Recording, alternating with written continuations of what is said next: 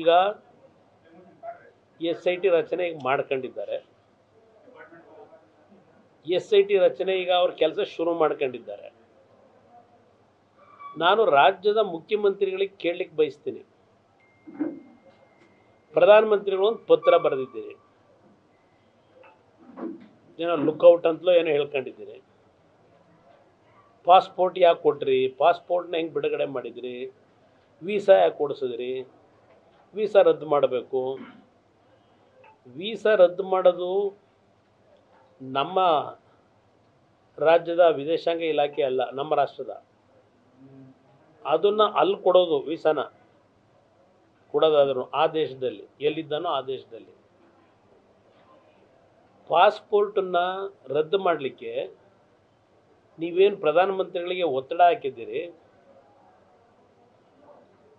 ಆ ವ್ಯಕ್ತಿ ವಿದೇಶಕ್ಕೆ ಹೋಗಿದ್ದು 26ನೇ ತಾರೀಕೇನೋ, ಮಾಧ್ಯಮದಲ್ಲಿ ನಾನು ಗಮನಿಸಿರ್ತಕ್ಕಂಥ ಅಂಶ.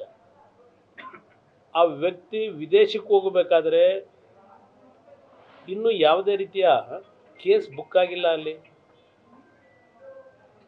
ನೀವು ಬಹುಶಃ 26-27ನೇ ತಾರೀಕು ಒಂದು ಇದರಲ್ಲಿ ನಿಮ್ಮ ಅಭಿಪ್ರಾಯ ಹಾಕೊಂಬಿಟ್ಟಿದ್ದೀರಿ, ತನಿಖೆ ಮಾಡತಕ್ಕಂಥ ಚಿಂತನೆ ಇದೆ ಅಂತ ಹೇಳಿ.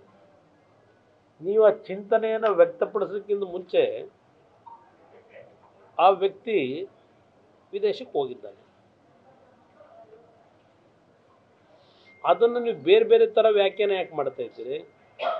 ನೀವು SIT ಕೂಡ ಚಿಂತನೆ ಮಾಡ್ತೀವಿ ಅಂತ ಹೇಳಿ 28ನೇ ತಾರೀಕು ನಂತರ ಒಂದು ಕೇಸನ್ನು ಬೆಂಗಳೂರಿನಲ್ಲಿ ಸಿದ್ಧ ಮಾಡಿ ಇಲ್ಲಿಂದ ಒಳನುಸುಪುರಕ್ಕೆ ಗಣಿಕಯಂತ್ರದ ಮುಖಾಂತರ ಅಲ್ಲಿ FIR ಮಾಡ್ಕೋದಿರಿ. ಈಗ ಅದಕ್ಕೆಲ್ಲ ಅವಕಾಶಗಳಿದೆ, ಮಾಡ್ಕೊಂಡಿದ್ದೀರಿ. ಈಗ ಪದೇ ಪದೇ ಪ್ರಧಾನಮಂತ್ರಿಗಳನ್ನು ಯಾಕೆ ಹೇಳಿದ್ದೀರಿ, BJP ಪಕ್ಷವನ್ನು ಯಾಕೆ ಹೇಳಿದ್ದೀರಿ?